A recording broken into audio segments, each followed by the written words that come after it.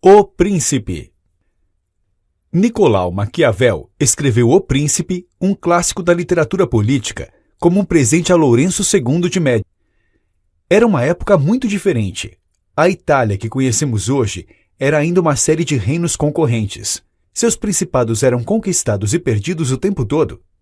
Era uma época onde o poder dos papas se confundia com o poder dos imperadores, e a Idade Média dava lugar à Renascença. Maquiavelismo virou sinônimo de maldade, mas não é bem assim. Acima de tudo, ele retratou o que via. Ele tinha uma vasta experiência no campo da política. Atuou como diplomata nas cortes europeias por décadas e testemunhou a queda e ascensão das realezas. Estes anos na corte formaram uma visão pessimista do ser humano. Ele acreditava que as pessoas são ingratas, mentirosas, covardes e gananciosas. Como governar sabendo disso? Os livros de história e sua carreira lhe ensinaram que não podemos confiar em ninguém. Aquele que você ajudou ontem pode te trair amanhã. Para ele, quem tentar ser bom com todos o tempo todo, naturalmente acabará na ruína, pois terminará sendo passado para trás pelas outras pessoas que não são boas. O objetivo deste livro é ser um manual que ajudasse o príncipe a conquistar e manter o poder mediante em um mundo cruel. Ele traz uma série de conselhos, sugestões e exemplos históricos. Desde 1513, quando o livro foi escrito, muita coisa mudou. Os principados deram lugar a estados nacionais. O feudalismo virou capitalismo. O absolutismo deu lugar a repúblicas.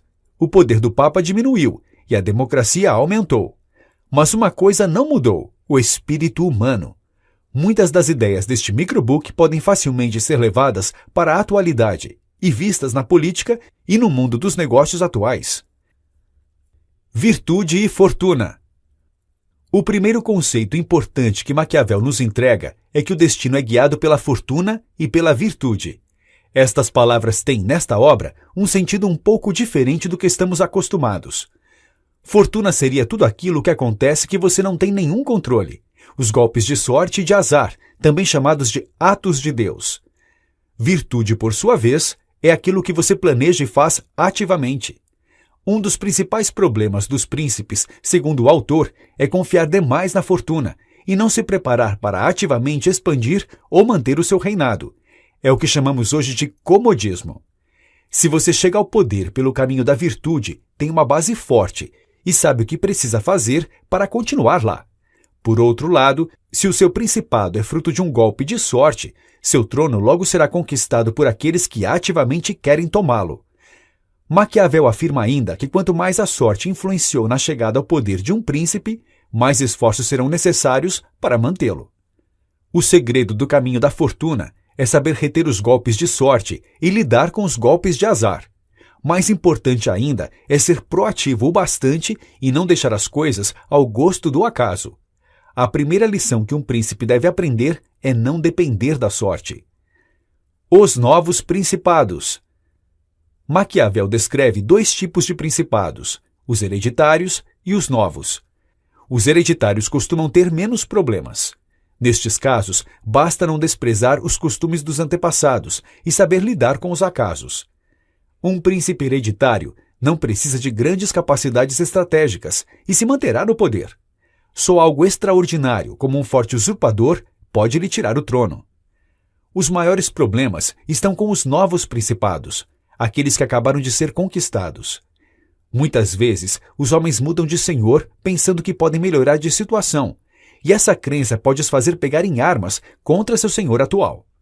Com medo disso, os novos príncipes sempre ocupam seus territórios conquistados com soldados. Essa não é a melhor decisão, pois compromete os recursos militares. Também não impede que a família do antigo príncipe se erga em contra-ataque. Além disso, mesmo os melhores soldados precisam de apoio dos habitantes locais. Maquiavel sugere, nesses casos, duas estratégias.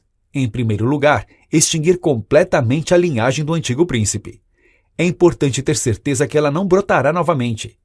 A segunda estratégia complementar é não alterar suas leis, costumes, nem impostos, deixando o povo seguir com suas vidas. Em pouco, todo o território conquistado passa a ser incorporado ao principado. Lidando com os estrangeiros. Quando o território ocupado tem idioma, tradições e leis muito diferentes, surgem dificuldades. Neste caso, um dos mais eficientes remédios é o próprio príncipe ir habitá-lo. Isso evita que o local seja saqueado por subalternos e que algum forasteiro ocupe o vácuo de poder deixado pelo príncipe anterior. Além disso, a presença do novo príncipe aumenta para os novos súditos as razões para amá-lo, se forem bons, e temê-lo, se forem rebeldes. No novo território, o príncipe deve cuidar de defender os menos fortes e enfraquecer os poderosos. Temos aqui um duplo benefício. Em primeiro lugar, o príncipe ganha prestígio com a maior parte da população que alimenta a crença de que as coisas estão mais favoráveis. Por outro lado, isso garante que nenhuma das forças locais tenha poder o suficiente para tornar-se um concorrente. Por fim, mudar-se para o novo território permite vigiar de perto as desordens e rebeliões que possam surgir.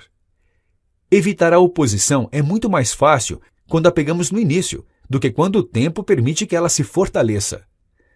Chegando ao poder. Maquiavel descreve 4 formas de se conquistar um principado: pela virtude, pela fortuna, por golpes de crimes e com o apoio do povo ou das elites. Em seguida, ele analisa cada um dos métodos e estratégias. O primeiro deles é o de chegar ao poder pela virtude de suas próprias armas. Criar um novo principado não é fácil e exige muita virtude de seu criador. Mas quando um príncipe é fundador do seu próprio estado, é quase certo que ele se manterá no poder sem grandes dificuldades. Maquiavel usa o exemplo de Moisés da Bíblia e de Rômulo, fundador de Roma, Sírio, pai dos persas, e Teseu, fundador de Atenas. O fato destes príncipes só terem um estado para controlar faz com que sejam residentes dos mesmos, o que, como já vimos, facilita muito as coisas. Sobre o uso da fortuna. Quem ganha um principado por fortuna só com muito esforço se mantém. É o caso dos muitos líderes gregos que foram feitos príncipes por Dario I. Estes estão sempre vulneráveis à mesma sorte ou vontade externa que lhes deu o poder. Não sabem e não podem fazer nada para manter a sua posição. Destes 2 citados modos de vir a ser príncipe, por virtude ou por fortuna, quero apontar 2 exemplos ocorridos nos dias de nossa memória. Estes são Francisco Sforza e César Borgia. Em primeiro lugar, é necessário extinguir as famílias dos senhores anteriores para evitar que se reergam. Em segundo, é necessário conquistar a população, por meio de um bom governo que dê um pouco de poder aos mais fracos. Em terceiro, deve-se conquistar o máximo de poder para que quando o príncipe que lhe concedeu o estado for derrubado ou morrer, você consiga se manter intacto. Chegando ao poder por meio de crimes. Em vez de criar um estado, alguns príncipes chegam ao poder por meio de golpes e ações criminosas dentro de sua própria pátria. Maquiavel usa o exemplo de Agatocles, que ganhou o Principado de Sicília matando seus senadores e homens ricos, e Alexandre VI, que matou e traiu sua própria família. Nesses casos, a violência deve ser rápida e pontual, de modo a não precisar renová-la a cada dia. Além disso, é necessário conquistar os súditos com benefícios vindos desta violência. Os crimes devem ser feitos de uma vez, para que ofendam menos, e os benefícios devem ser feitos aos poucos, para que sejam melhor apreciados. Chegando ao poder pelo prestígio. Em todas as cidades, existem 2 tendências diversas: o povo que não quer ser mandado, nem oprimido pelos poderosos, e estes desejam governar e oprimir o povo. Destes 2 anseios diversos, um príncipe pode ganhar poder. Maquiavel sugere que entre estes 2, o príncipe prefira o apoio do povo. Em primeiro lugar, ele entende que os anseios do povo são mais legítimos que o dos poderosos. Os poderosos querem oprimir mais, enquanto a população só não quer ser oprimida. Mas há razões práticas também. A elite é difícil de manobrar, enquanto o povo está acostumado a obedecer.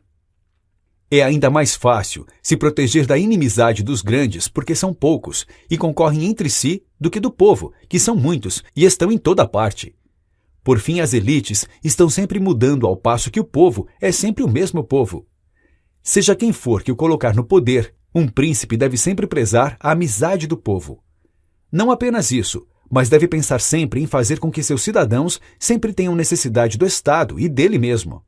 Para ilustrar este tipo de principado, Maquiavel escolheu o exemplo de Nabis, líder dos espartanos, que com o apoio do povo suportou o assédio de toda a Grécia e do exército romano. milícias e soldados mercenários. Maquiavel também trata dos meios ofensivos e defensivos que os principados se fazem valer. Estas armas podem ser suas próprias, auxiliares ou mercenárias. É um grande perigo que a segurança do seu principado dependa de forças auxiliares ou mercenárias. Mercenários são, por sua própria natureza, ambiciosos, indisciplinados e infiéis. Assim como foram contratadas a você, podem ser contratadas por seus inimigos. As tropas auxiliares são igualmente perigosas, pois também servem interesses diferentes dos seus. No caso de uma vitória, sempre se sai devedor cativo dos principados auxiliares. Um príncipe prudente deve sempre evitar essas alternativas e lutar com suas próprias forças. É melhor perder com suas próprias armas do que vencer com as dos outros, pois, na verdade, neste caso, não é você que está vencendo. Para Maquiavel, a ruína do Império Romano teve início quando começaram a pedir ajuda aos godos. Entre depender de boas armas e bons amigos, é melhor escolher as armas. Sempre que se tem boas armas, os amigos aparecem. Sem ter armas próprias, nenhum principado está seguro. A arte da guerra. Um príncipe não deve ter nenhum objetivo senão a guerra, sua preparação e disciplina. Essa virtude é o que mantém aqueles que nasceram príncipes e é a que torna homens comuns ao principado. Negligenciar esta arte é o primeiro passo para ser conquistado e deposto. Quando um príncipe pensa mais nas delicadezas da corte do que nas armas, logo perde seu estado. Ciro conquistou o espólio dos Medas, quando eles se acostumaram com a paz, a ponto de se tornarem frouxos demais para a guerra. O príncipe pode se manter com o pensamento guerreiro de duas formas, pela ação ou pela mente. Pela ação, ele mantém suas tropas organizadas, exercitadas e disciplinadas. Ele sugere a caça e os exercícios de guerra, como uma forma dos soldados se acostumarem à fadiga e ao domínio do terreno. O príncipe deve também estar mentalmente pronto para a guerra, conhecendo as histórias e ações dos grandes homens, examinando as causas de suas vitórias e derrotas. Um príncipe inteligente nunca deve ficar ocioso em tempos de paz, mas sim com habilidade procurar sempre estar mais forte contra a adversidade. Desta forma, quando a fortuna virar, ele estará preparado. Sobre a fama e a infâmia. Além das preocupações externas, o príncipe deve estar sempre atento aos temores internos por parte dos súditos. Em geral, a situação interna estará segura se a externa for estabilizada. Mas mesmo nestes casos, deve-se estar atento a conspirações, e a única forma de garantir isso é evitando ser odiado ou desprezado e mantendo o povo satisfeito. Quanto mais proeminente for uma pessoa, mais alvo será de julgamentos. Isso coloca o príncipe em uma situação delicada, pois será sempre analisado para a fama ou infâmia aos olhos de todos. O ódio e o desprezo foi a causa da queda de imperadores, como Heliogábalo, Macrino e Juliano, entre tantos outros. Para evitar isso, Maquiavel recomenda que o príncipe sempre evite a infâmia e buscar as boas qualidades. Mas as boas qualidades para um príncipe não são as mesmas dos demais homens. Para Maquiavel, uma qualidade virtuosa é aquela que ajuda o príncipe a conquistar ou manter seu estado. Muitas vezes, as boas qualidades do povo são prejudiciais ao príncipe. Por isso, Maquiavel enfatiza várias vezes que não se deve ter medo de cair em algo que seja considerado um defeito, se isso for salvar ou fortalecer seu principado. Por exemplo, vale mais a pena ser amado ou temido pelos súditos. O ideal, segundo Maquiavel, é ser as duas coisas. Mas na falta dessa possibilidade, é melhor ser temido do que amado. Isso porque, nos momentos da adversidade, o medo da punição é mais resistente do que os laços de afeto. Lidando com o povo. Outra implicação prática sobre a questão da fama e infâmia entre o povo é se o príncipe deve buscar a fama de piedoso ou de cruel. Diz Maquiavel que o príncipe deve ser tão piedoso quanto possível, mas deve ter cuidado para que essa mesma piedade não o leve à ruína. Um príncipe não deve ter medo de ser considerado cruel, se essa crueldade manter seus súditos unidos e leais. A morte de um bandido apenas faz mal a ele, mas o seu perdão, diz o autor, faz mal a toda a comunidade. Outro exemplo. Entre ter fama de miserável ou gastador, o príncipe deve escolher o primeiro. É melhor ter fama de parcimonioso do que ter que roubar dos súditos para manter luxos. E o que é ainda pior, não ter recursos para a guerra quando precisar se defender. Entretanto, mais importante do que cultivar essas qualidades é cultivar a fama de possuí-las. Um príncipe deve aparentar ser sempre piedoso, fiel, humano, íntegro, religioso. Deve, inclusive, se possível, sê-lo realmente, mas estar preparado para não ser nada disso quando for necessário para manter o seu poder. Muitas vezes, para proteger seu estado, terá que agir contra a fé, a caridade, a humanidade e a religião. O príncipe deve ainda estimular as virtudes entre o povo, dando oportunidade aos homens virtuosos e honrando os melhores em uma arte. Os cidadãos devem ser incentivados a exercer pacificamente suas atividades, em suas ocupações, e prêmios devem ser instituídos àqueles que engrandecem a cidade. Sempre que aparecer alguém que realiza algo extraordinário, para o bem ou para o mal na vida civil, deve buscar meios de premiá-lo ou puni-lo, de forma que seja bastante comentada. Em algum momento do ano, sugere Maquiavel, deve-se distrair o povo com festas e espetáculos. Lidando com a corte. Na corte é necessário combater os bajuladores. Não há outro meio de se proteger da adulação do que fazer com que as pessoas entendam que não te ofendem dizendo a verdade. Por outro lado, quando todos falam a verdade, logo começam a faltar com a reverência. Para superar este dilema, Maquiavel sugere que o príncipe escolha uns poucos homens sábios e que apenas a eles seja dada a liberdade de falar a verdade e somente daquilo que se pergunte. Deve-se consultar estes conselheiros em todos os assuntos e ouvir suas opiniões com frequência, e então decidir por si mesmo o que fazer. Uma vez que a decisão seja tomada, é melhor ser obstinado quanto a ela, a não ser que o cenário mude drasticamente. Quem procede de outra forma abre espaço a bajuladores e a mudança frequente de opinião frente à imensa variedade de pareceres possíveis em cada situação. O príncipe deve demonstrar aborrecimento quando notar que alguns destes conselheiros, por alguma razão, não lhe diz a verdade. Deve ainda deixar claro que conselhos são bem aceitos apenas quando ele solicitar e não quando desejarem. Por outro lado, ele deve solicitar essas opiniões com frequência, ser grande perguntador e paciente ouvinte das coisas perguntadas. A todos os demais, deve tolher o desejo de dar conselhos que não sejam solicitados. Na escolha destes conselheiros e de outros possíveis ministros e secretários, Maquiavel sugere os critérios duplos da capacidade e da fidelidade. Após estar certo das boas capacidades práticas e intelectuais dos ministros, o autor sugere um método simples para se reconhecer um bom ou um mau subalterno. Basta ver se ele pensa mais em si mesmo do que nos interesses do príncipe. Se for assim, jamais será um bom ministro, pois nele não se pode confiar. O príncipe deve escolher entre os homens aquele que pensa primeiro nos interesses do seu príncipe. Em compensação, para conservá-lo, sendo um bom ministro, deve, por sua vez, pensar nele, honrando-o e fazendo-o rico, a fim de que não ambicione nada maior nem possa se imaginar sem sua proteção. Como não perder a coroa? Nos capítulos finais de sua obra, Maquiavel se dedica ao estudo das razões que levam os príncipes a serem derrubados do poder. As principais razões são a negligência das próprias armas, a inimizade do povo e a inabilidade de se proteger das elites. O autor diz que esses defeitos são muito comuns em príncipes que passam anos no poder e se acostumam com ele. Quando sua incapacidade militar ou política cobra seu preço, eles erroneamente acusam a própria falta de sorte. O grande defeito dos homens, diz Maquiavel, é na bonança não se preocupar com a tempestade. A chave para não perder seu estado é saber adaptar-se às mudanças.